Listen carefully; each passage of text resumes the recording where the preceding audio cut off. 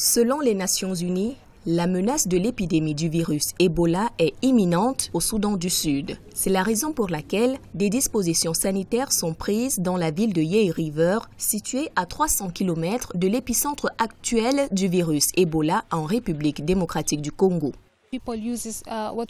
Les gens empruntent les routes d'entrée non officielles. Il est très difficile de les localiser. Pour l'instant, nous n'avons aucun cas d'Ebola dans l'état de Yei River, mais si jamais il y en a, ce serait très difficile de retrouver ces personnes qui traversent les frontières poreuses au quotidien.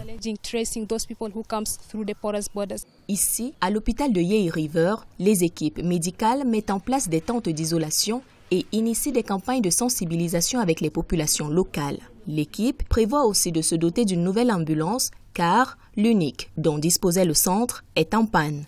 Ebola ne connaît pas de frontières.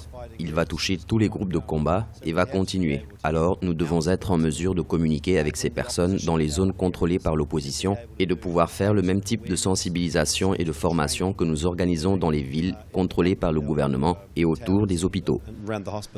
Un comité d'urgence de l'Organisation mondiale de la santé a déclaré au mois d'octobre 2018 que de nouveaux cas d'Ebola ont été détectés dans l'est de la République démocratique du Congo et la menace du virus pourrait s'aggraver, d'où l'urgence des mesures préventives par le Soudan du Sud.